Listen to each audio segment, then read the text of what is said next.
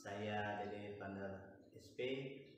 Saya merupakan guru CGP Angkatan ke-7 Kabupaten Aceh Timur, yang pada hari ini saya akan melakukan kegiatan wawancara observasi supervisi akademik, yaitu saudara Bapak Abdul Halil.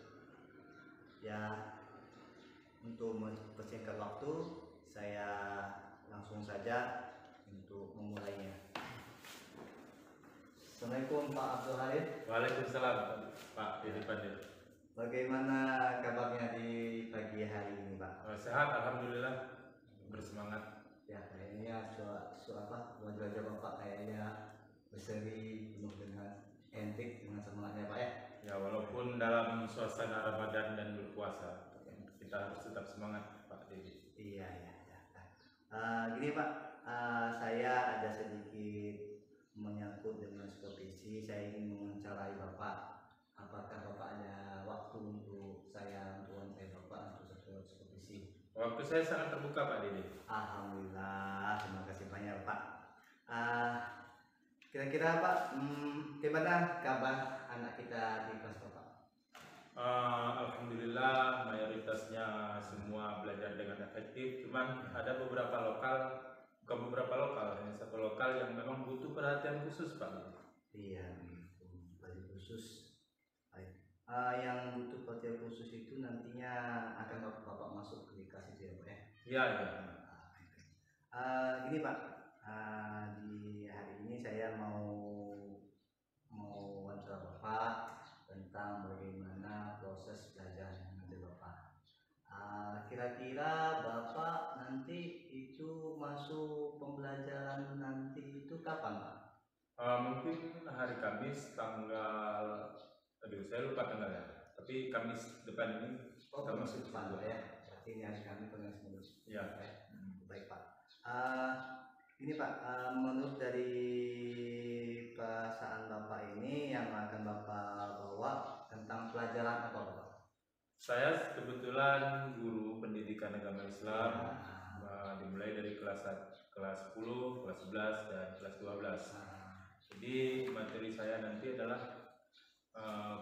pernikahan dalam Islam. Jadi menyangkut prinsip-prinsip pernikahan yang ada dalam Islam. Berarti indikatornya prinsip-prinsip pernikahan yang ada di dalam Islam. Oh gitu ya Pak ya. Jadi di dalam proses pembelajaran Bapak ini sebelumnya Pak Halil ini pelajaran pendidikan agama Islam. Nanti kira-kira ini Bapak masuk di minggu pertama itu di kelas berapa Pak? Kelas 11, kelas 10? 32 itu adalah 12-2. 12-2 ya Pak. 12-2 ya Pak ya. Jadi di dalam kegiatan Bapak ini nanti metode apa yang Bapak gunakan supaya pembelajaran kali ini Bapak memilih pelajaran ini? Apa alasan Bapak memilih metode pelajaran kali ini?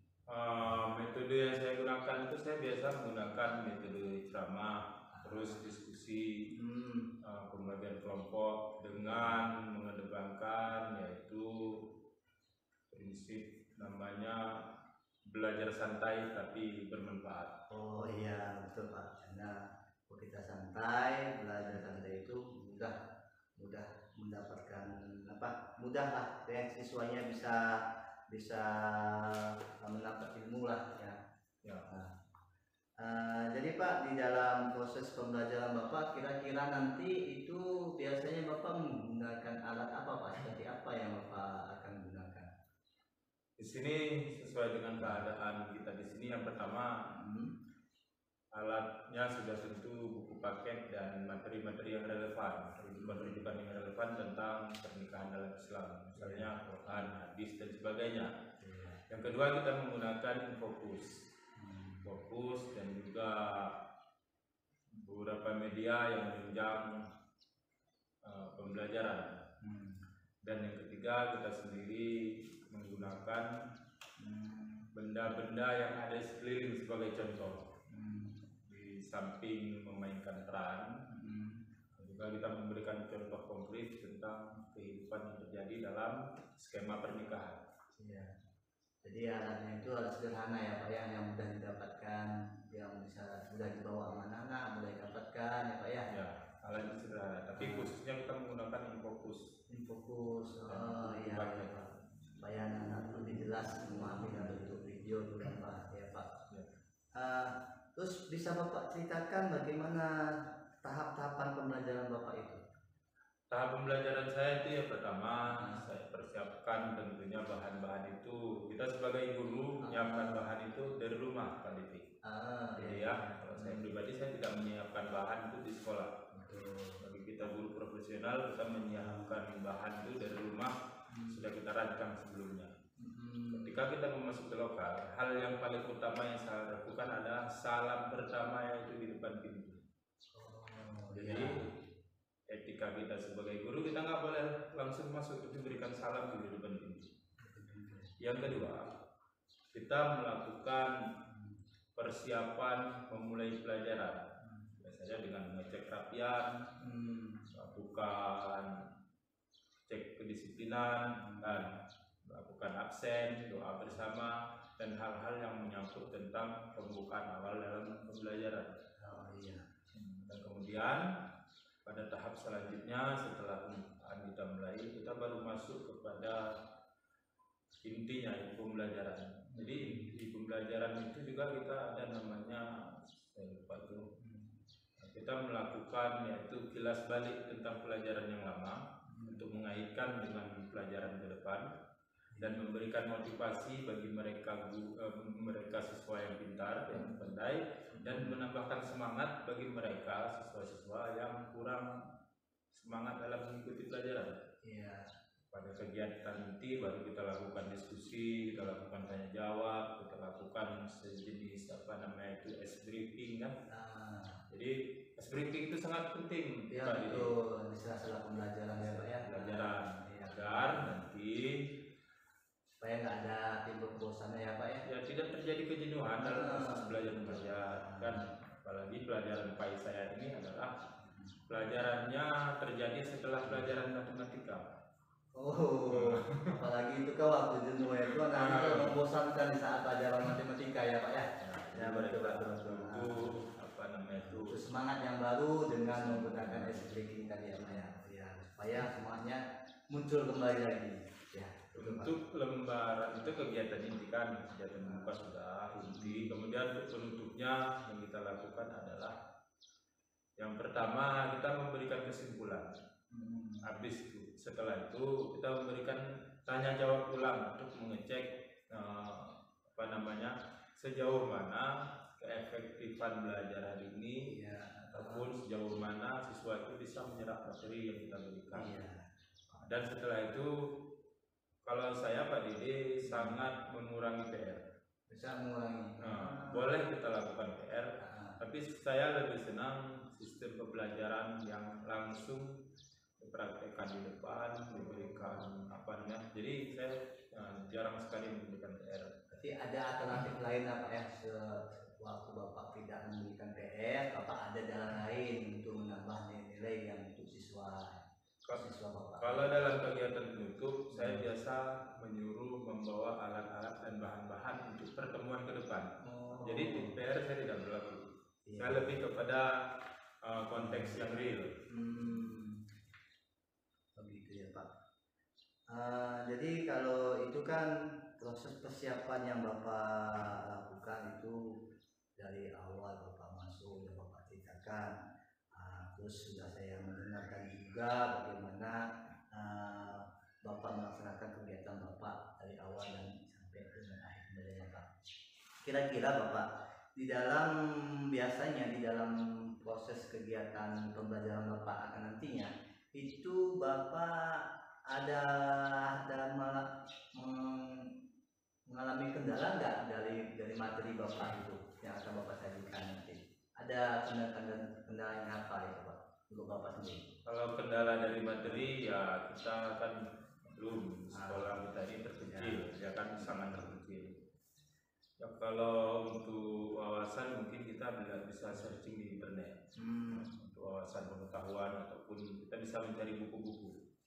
Yang paling sulit adalah di sini kita kekurangan alat peraga dan alat-alat yang menunjang itu Pak Didi.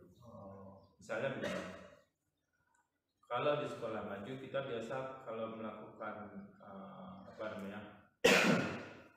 praktek akad pernikahan itu kan menggunakan boneka. Iya, ada peraga. Ada alat peraganya. Iya. Namun di sini kita kadang-kadang harus membawa boneka sendiri dari rumah. Jadi kita membawa boneka. Secara khusus mereka bawa dari rumah. Iya, itulah yang saya bilang tadi. Setiap pelajaran di akhir mereka harus tidak ada PR, tapi mereka membawa bahan yang saya suruh itu kan. Bahan. Jadi kendalanya kita di sini, kita harus menyiapkan semua itu secara otodidak dan kita persiapkan sendiri. Mungkin dari sekolah, karena kita juga sekolah itu sangat mensupport. Ya. Cuman karena memang kita kan daerah sangat terpencil, jadi ya kekurangan dari itu ya kita harus lengkapi lah kita sebagai guru. Jadi waktu kemarin saya lakukan praktek simulasi akad pernikahan, itu saya menggunakan boneka Barbie, boneka beruang yang ada di rumah, saya bawa kemari. Kain dan peci, sarung-sarung dibawa oleh siswa. Jadi kendala dari siswa itu Pak Didi adalah semangatnya. Memang kita juga tidak boleh mengucilkan mereka, ya kan? Mereka adalah harus mendukung, Mbak ya, harus mendukung. Mereka adalah orang-orang yang kadang-kadang semangat belajarnya itu rendah. Jadi kita harus berikan stimulus atau rangsangan agar mereka itu belajar lebih baik. Iya Pak. Jadi di dalam proses ini kan ada saling dukungan Pak ya, dukungan terhadap dirinya, bahwa apa yang dibawa anak itu kita harus mensupportnya supaya kegiatan proses belajar Bapak itu bisa berjalan lancar. Jadi kira-kira Pak, dari segi materi pembelajaran Bapak itu ada nggak kesulitan bagi anak Bapak dan pemahamannya? Kira-kira apa alasannya Pak itu, kalau saya boleh tahu? Kalau secara umum pelajaran PAI itu kalau saya rasa adalah pelajaran yang model mengingat, kan? Mengingat dan mengaktualisasikan, ataupun dia setelah mengingat lalu kita melakukan dalam kehidupan sehari-hari. Jadi kalau pelajaran PAI itu menurut saya bukanlah satu pelajaran yang memang begitu sulit untuk kalangan sekolah kita ini. Kenapa saya bilang begitu? Pelajaran PAI ini bisa kita belajar dengan santai juga bisa. Beda dengan pelajaran yang menggunakan angka-angka, misalnya matematika, fisika, kimia yang memang harus serius. Dalam pelajaran PAI kita yang kita butuhkan itu keceriaan, bukan keseriusan serius, tapi diimbangi dengan keceriaan. Jadi makanya saya selalu menggunakan metode belajar itu santai tapi tetap terarah. Tidak memaksakan kepada siswa itu harus ini loh harus kamu hafalkan, ini begini enggak. Tapi ketika mereka misalnya mendapatkan satu kajian, satu subbab, mereka tahu ini larinya ke salat, ini larinya ke zakat. Jadi dasarnya mereka memiliki kemampuan mendasar pada mereka sendiri.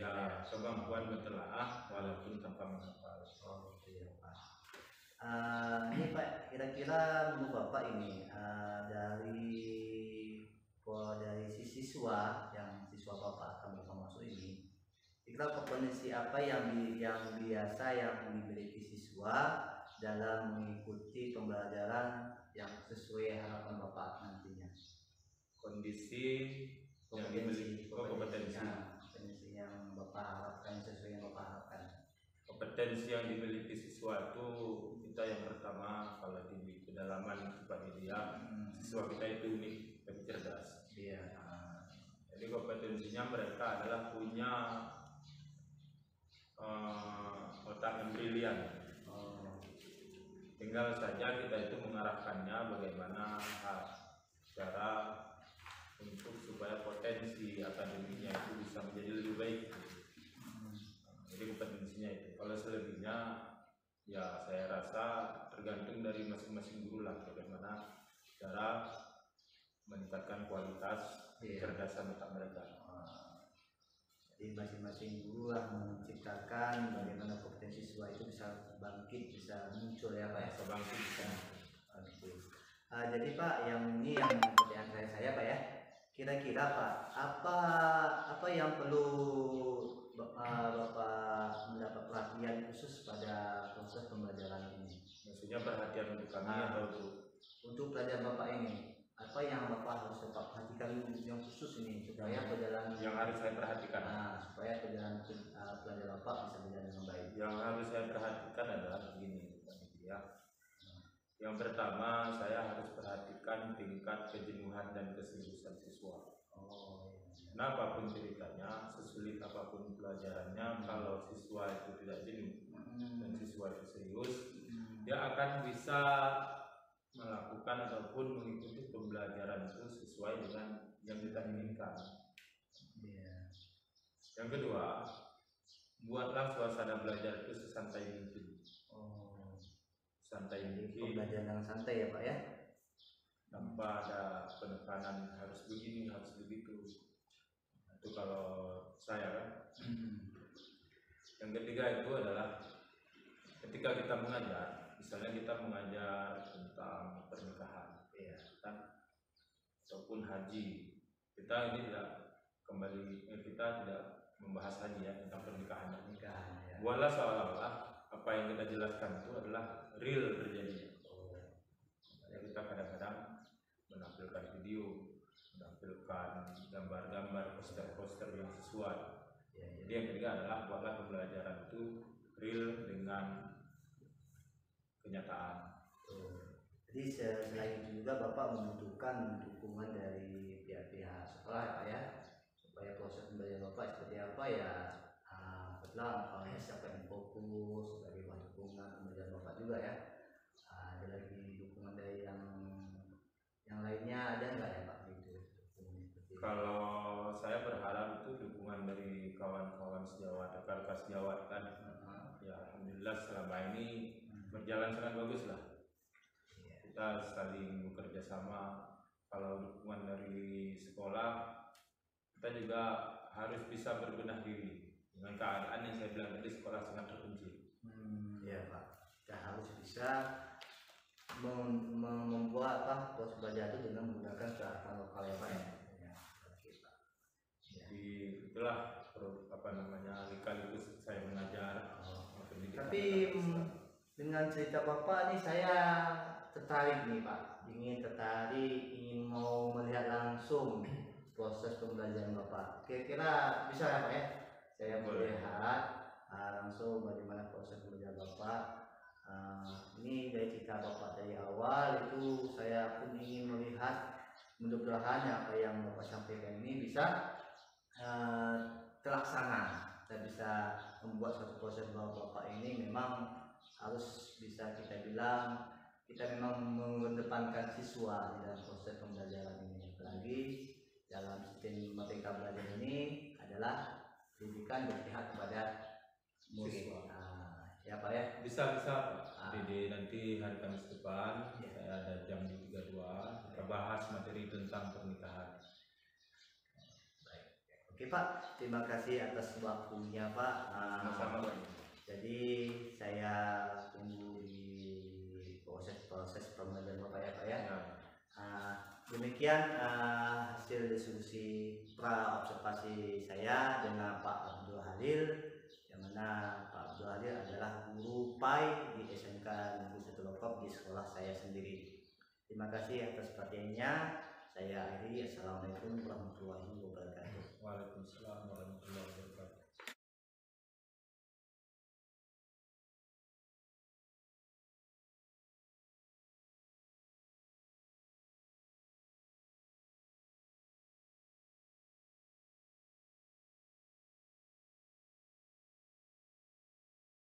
Waalaikumsalam warahmatullahi wabarakatuh.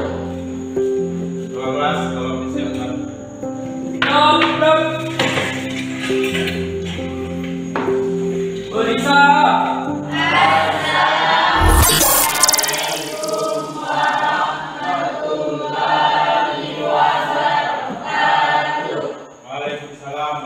warahmatullahi wabarakatuh. Lengkap. Baik anak-anak sekalian, untuk mengambil nikah pada hari ini, marilah sama-sama kita membacakan Al-Fatihah dan doa sebelum belajar. Membaca Al-Fatihah dimulai.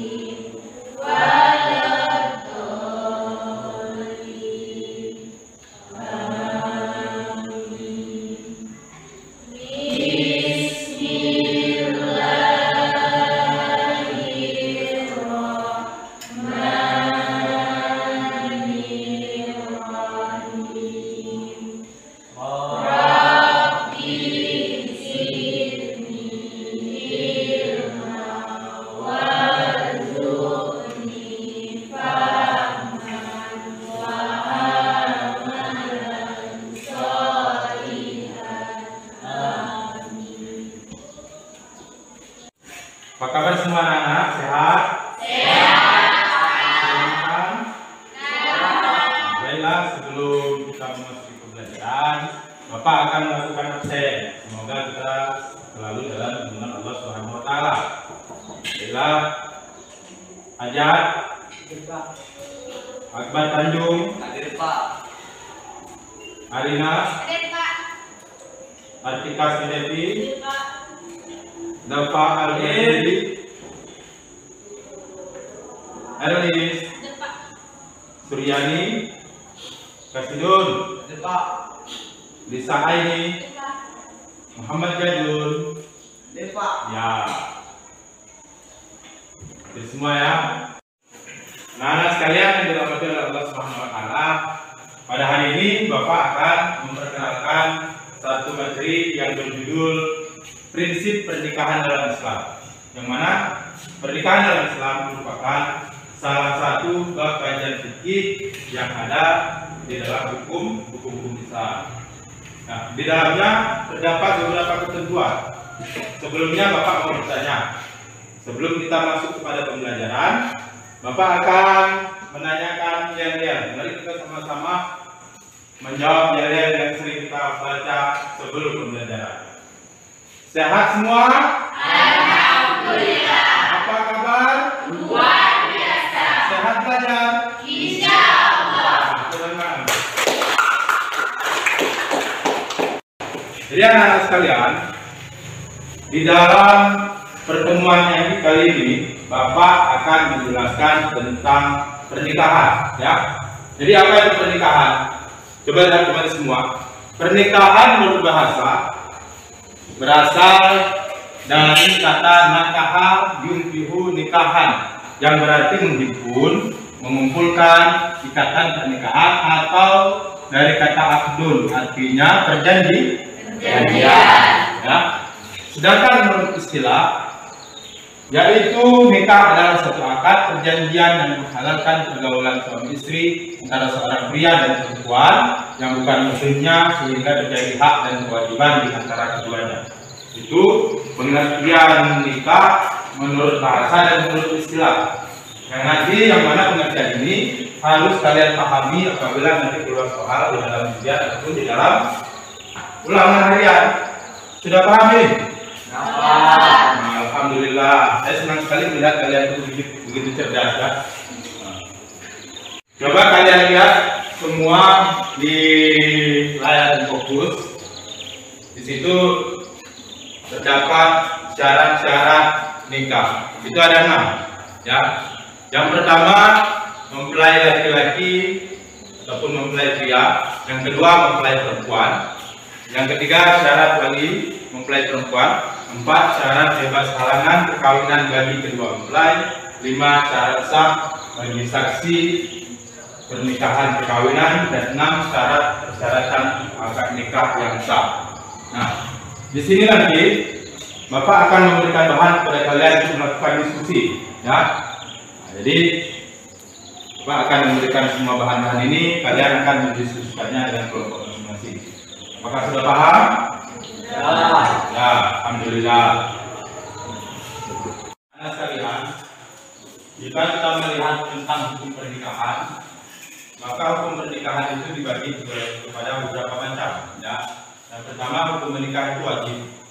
Yang menyebabkan menikah itu wajib adalah apabila seseorang telah mau dan mampu menjalankannya dan tidak segera dilangsungkan, sangat dikhawatirkan akan terjadi perbuatan zina.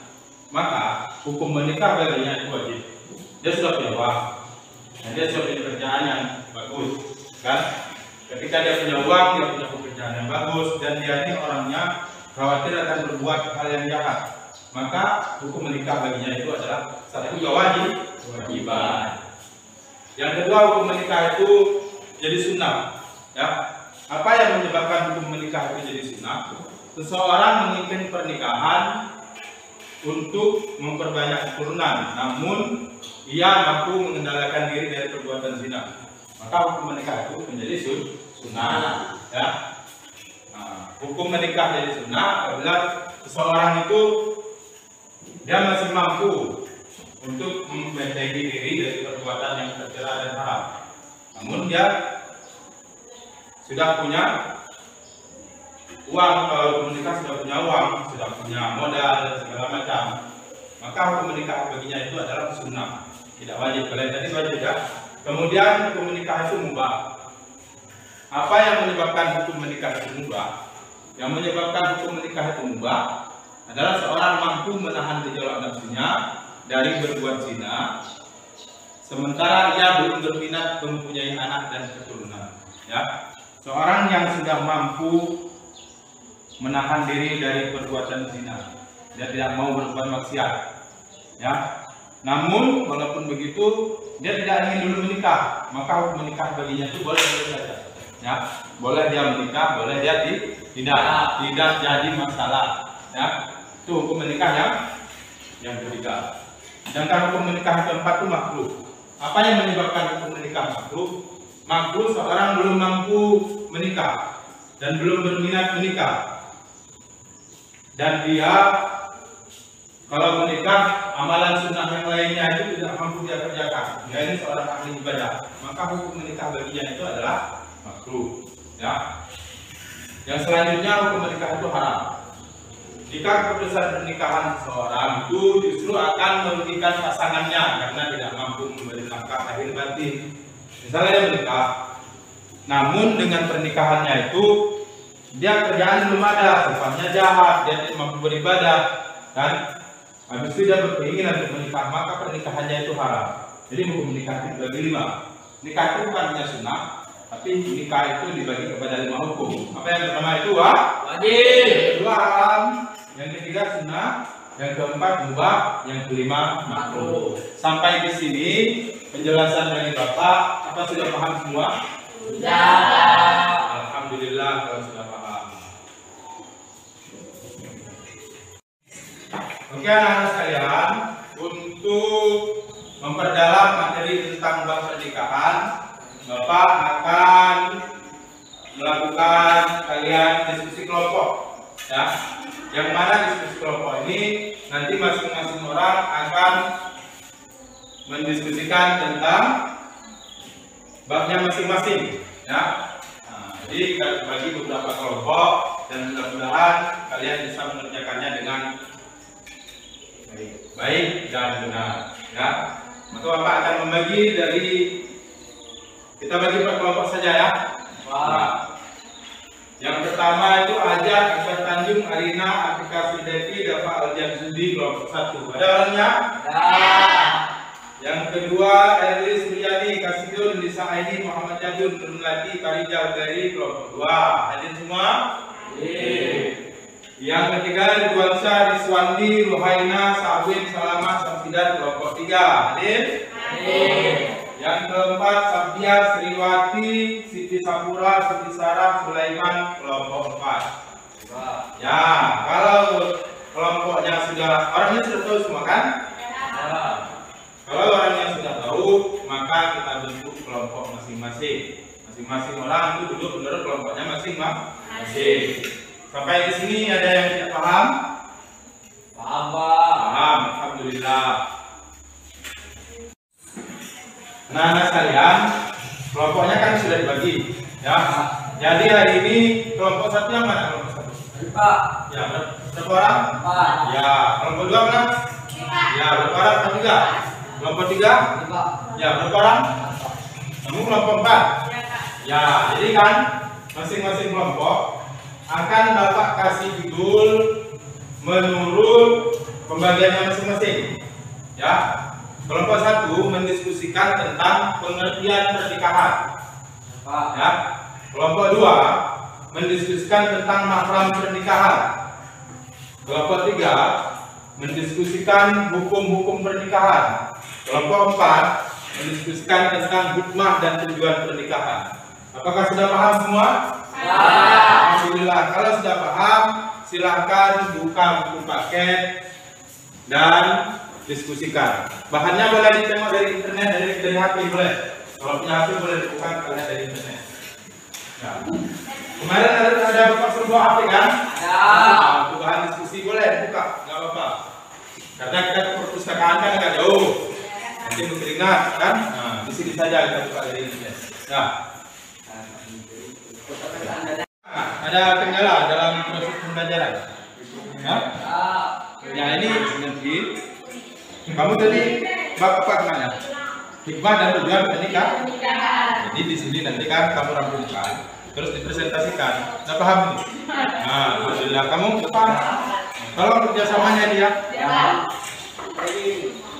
Nah, sudah di sini ada masalah kendala? Nggak ada, Pak. Ada kendala ini? Nggak ada. Ini gimana? Tidak, Pak. Lancar. Lancar. Bisa bekerja sama dengan baik? Bisa. Alhamdulillah. Ini kelompok 3? Ada masalah? Kamu sakit? Kenapa lepas sekali? Semangat. Belajar itu harus semangat biar jadi orang hebat ya. Bapak kalau begini belajar yang bagus tuh. Ada apa namanya? Keseriusan ya.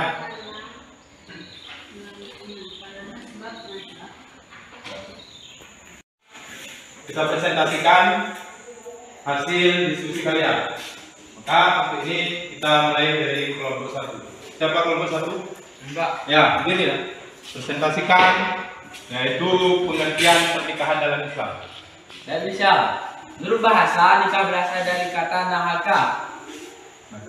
Nakaha yang kihu nikahan, yang berarti mengimpun, mengumpulkan atau ikat pernikahan, atau dari kata akdun, artinya ikatan ataupun perjanjian. Ya, pertama, bagus sekali. Tadi kelompok 1 sudah. Sekarang presentasi dari kelompok 2. Mana kelompok 2? Ya, coba dipresentasikan. Assalamualaikum warahmatullahi wabarakatuh. Waalaikumsalam warahmatullahi wabarakatuh. Saya dari kelompok 2 ingin mempresentasikan tentang mahram pernikahan. Mahram adalah semua orang-orang yang haram untuk dinikahi selama-lamanya karena sebab nasab, persusuan atau pernikahan. Ya, bagus sekali. Ya. Kelompok 1 sudah, kelompok 2 sudah. Hasilnya bagus. Sekarang kelompok 3. Siapa kelompok 3? Ya, coba. Suaranya keras ya, dengan kawan yang lain. Assalamualaikum warahmatullahi wabarakatuh. Waalaikumsalam warahmatullahi wabarakatuh. Saya mewakili daripada kelompok 3 yang mempresentasikan hasil kerja kelompok kami, yaitu tujuan pernikahan. Untuk membina keluarga yang sakinah mawaddah warahmah dalam ikatan dunia akhirat guna mencapai kebahagiaan dalam keluarga.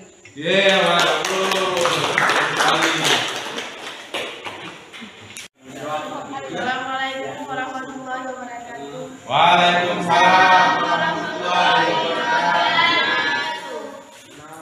Hukum pernikahan dibagi 5. Pertama mubah, kedua sunnah, ketiga wajib, keempat makruh, kelima haram. Ya, bagus. Alhamdulillah. Anak-anak sekalian, tadi teman kalian sudah mempresentasikan semuanya. Sekarang Bapak akan membuka sesi tanya jawab. Siapa yang mau bertanya? Saya Pak. Ya, nama kamu siapa nak? Karigan Pak. Ya. Saya mau bertanya apa hukum nikah muda? Oh, hukum menikah muda. Hukum menikah muda itu boleh-boleh saja, asalkan dengan satu persyaratan. Yang pertama, menikah itu disebabkan karena seorang pemuda tersebut ataupun adik gadis tersebut takut melakukan hal-hal yang dibenci oleh Allah Subhanahu wa Ta'ala. Ya. Namun apabila kita masuk sekolah, ada cita-cita jadi tentara, jadi polisi, jadi direktur, maka kalau bisa cita-cita itu lebih penting karena kewajiban kita setelah menikah itu sangat banyak. Kalau kita seumpama nikah muda umur 16 kali nikah, bukan tidak boleh saja. Namun kamu harus tahu ya, tanggung jawab itu besar. Apalagi sembako mahal, ya kan? Telur ayam jual perak 1, 10.000 cuma dapat 5. Nanti malah kita tidak siap secara ekonomi dan finansial. Paham ini? Paham. Tapi kalau kita sudah siap secara ekonomi, pekerjaan kita mapan, menikah muda itu boleh saja. Dan sangat dianjurkan bagi orang-orang yang dia itu kehidupannya bisa dibilang tidak sesuai dengan agama. Misalnya dia suka pacaran, suka keluar malam, sehingga apabila dia sudah menikah muda, khawatirkan akan melakukan perbuatan yang tidak bagus. Paham? Jadi menikah muda itu boleh dengan syarat apa? Bertanggung jawab penuh secara ekonomi dan agama. Tapi kalau kita masih punya cita-cita sekolah dulu, setelah sekolah nggak punya uang, nggak punya pekerjaan, maka barulah kita menikah. Jadi tidak menyanyiakan anak orang lain. Ini kalau kita menikah muda, kalau nggak ada uang, gimana mau beli beras? Paham nih? Gimana mau ngajarin anak kita mengaji dan membaca di rumah? Sedangkan kita sendiri saja tidak bisa membaca. Bagaimana anak kita bisa cerdas? Sedangkan kita aja ditopang orang. Paham ya? Dan mengerti anak-anak sekalian? Matikan. Ada lagi yang mau bertanya? Ya, siapa namanya? Kasidun Pak. Kasidun. Oh ya, saya apa nak? Buka diri. Apa kewajiban suami istri setelah menikah? Kewajiban suami istri setelah menikah. Kewajiban suami adalah wajib memberi nafkah. Kewajiban suami itu wajib memberi nafkah. Ya.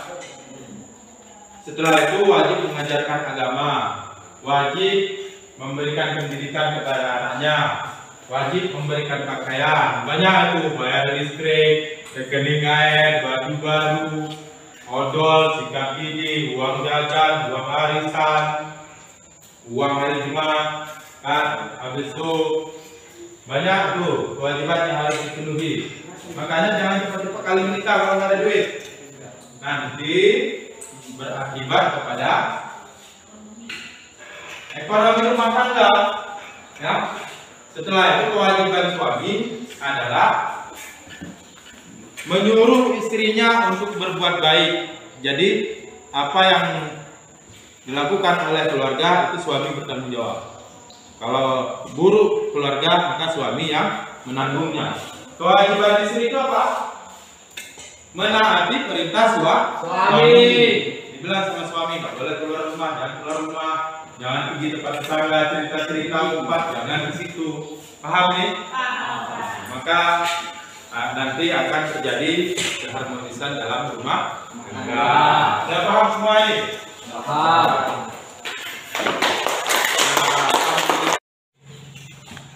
Setelah kalian mempelajari tentang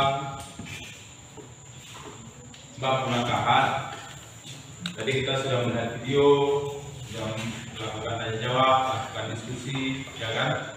Kenapa Bapak taruh video di akhir? Karena video itu sekalian sebagai kesimpulan, makanya Bapak tidak taruh videonya di awal, ya.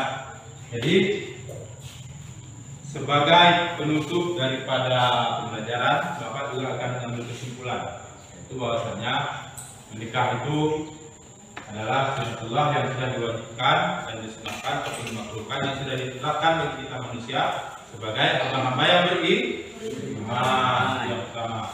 Yang kedua, hukum menikah itu harus melengkapi syarat-syarat dan rukun-rukunnya. Apabila kita tidak melengkapi syarat dan rukunnya, maka nikah itu tidak sah. Ya. Dan yang ketiga, ya, ternyata dalam hidup ini apapun yang kita lakukan itu merupakan perintah daripada Allah Subhanahu wa Ta'ala. Dan hal itu tidak bisa lepas daripada aturan-aturan Islam. Paham semua?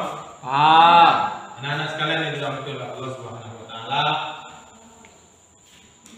sebelum jadi anak-anak, Bapak akan memberikan tugas kepada kalian. Bapak akan memberikan tugas kepada kalian, yaitu untuk yang pertama meresume apa yang sudah kita diskusikan dan kita pelajari hari ini. Itu yang pertama, ya. Yang kedua, tugas kalian adalah mencari literatur tentang pernikahan dan nanti minggu depan akan Bapak periksa satu persatu. Siap semua? Alhamdulillah, ya. Semoga kita semua berada dalam lindungan Allah Subhanahu wa Ta'ala. Anak-anak, sebelum kita mengakhiri pembelajaran, marilah sama-sama kita membacakan surah Al-Fatihah. Setelah itu ketua kelas menyiapkan kelasnya. Berdoa. Al-Fatihah dimulai.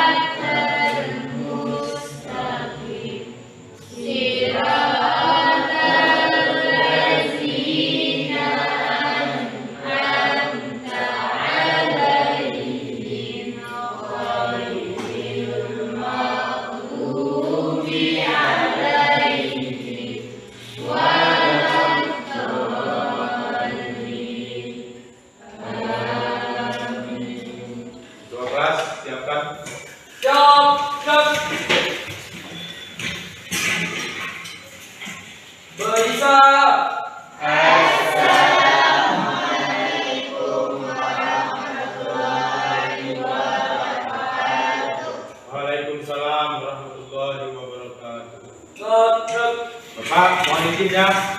Keluar dulu ya Bapak ya. Belajar rajin semuanya. Ya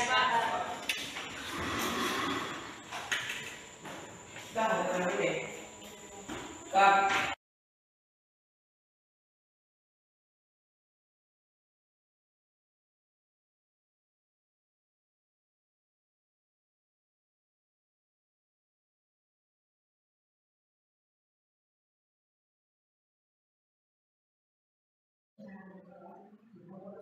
Assalamualaikum warahmatullahi wabarakatuh.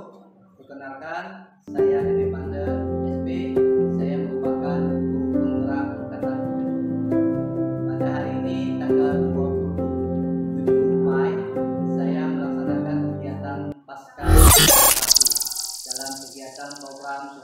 visi akademik. Dan hari ini saya didampingi oleh guru PP saya yaitu Pak Abdullah dan rekan sejawat saya Pak Abdul Halim. Hari ini merupakan kegiatan yang mana kegiatan ini sebagai aksi nyata saya dalam program modul 2.3. Assalamualaikum Pak Heri. Waalaikumsalam warahmatullahi wabarakatuh. Bagaimana kabarnya? Sehat, alhamdulillah. Alhamdulillah. Kayaknya Pak di pagi hari ini kita melakukan pasca konsultasi Pak. Yang sebelumnya kemarin kita memberikan konsultasi dan saya telah masuk ke ruangan kelas Bapak. Saya juga telah melihat Bapak bagaimana Bapak melakukan proses pembelajaran dari awal hingga akhir. Dan hari ini ada catatan buat saya untuk Pak Halim untuk depannya. Apakah bisa saya mulai kata saya berbicara sama Bapak? Terima kasih Pak. Menurut Bapak, apa yang Bapak rasakan setelah melaksanakan pembelajaran dengan memasukkan unsur pembelajaran berdiferensi dengan KSE pada waktu itu Pak? Pada saat saya itu sedang bekerja, jadi saya mendapatkan hal baru dalam penyusunan perencanaan dan pembelajaran, sehingga bisa saya terapkan di dalam kelas. PLPP diferensi dan KSE, sehingga pembelajaran kami berjalan dengan baik. Alhamdulillah. Jadi saat ini setelah menerapkan proses pembelajaran berdasarkan PP berpotensi, Bapak sudah senang dan lega ya Pak ya. Baik, Pak. Terus selanjutnya Pak, apa yang menjadi hambatan Bapak ataupun kendala yang saat pelaksanaan proses pembelajaran Bapak kemarin? Kendalanya adalah ketika membentuk kelompok, ada kelompok yang cepat selesai, ada kelompok yang lama selesai, tergantung dari kecerdasan dan kemampuan cara berpikir masing-masing. Itu yang ada nanti saya memakai seperti ada dikelompokkan itu dengan ada terjadi perkembangan. Terus yang selanjutnya Pak, bertanyakan Bapak, apa yang menurut Bapak Halil yang Bapak itu sudah puas atau berhasil dalam proses pembelajaran Bapak tersebut? Saya rasa sudah berhasil. Cuman begitu beberapa penambahan yang kita lakukan secara signifikan memberikan dampak. Karena juga dalam pembelajaran itu lahir dan ada rasa bahagia, rasa senang di dalam saya. Sudah berhasil lah. Jadi itu juga harus suka. Ya, Pak. Dalam proses kalau saya perubahan dari Bapak RTP Bapak lakukan tersebut sudah berbeda dari itu sebelumnya, sudah tunjuklah yang seperti yang Bapak lakukan tadi. Terus Pak, menurut Bapak nih, hal positif apa yang sudah Bapak Halil lakukan selama proses pembelajaran tersebut? Positifnya adalah memberikan video pembelajaran,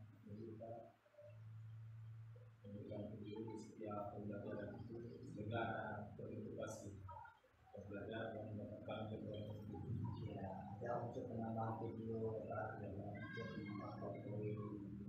Ya, itu salah satu juga hal yang positif yang kita berikan akan suatu kemajuan kita dari sisi guru mendukung dan pembelajaran menambahkan hal yang demikian itu yang lebih lengkap ya. Terus yang terakhir nih Pak, apa yang akan Bapak Halil tingkatkan untuk proses pembelajaran selanjutnya? Kedepannya kan tahun ajar yang sudah ada itu sudah jelas. Selain itu dari generasi itu percaya ada bahan ajar itu lebih mendapatkan perbedaan bahan dari lapangan. Cukup sangat menarik dari hasil jawaban Bapak tersebut. Itu sangat memberi proses dari laporan saya sebagai tadi. Jadi saya hari ini saya melihat dari RP yang sudah dilakukan berdasarkan substansi dan sanksi itu sudah dapat ya, dapat dilakukan. Jadi itu yang saya Bapak. Terima kasih sekali Pak atas waktunya dalam kegiatan saya yang melakukan sebuah kegiatan ini dan pasca observasi. Sekian dari saya dalam melakukan kegiatan pasca observasi dalam aksi nyata supervisi akademik. Saya akhiri. Assalamualaikum warahmatullahi wabarakatuh.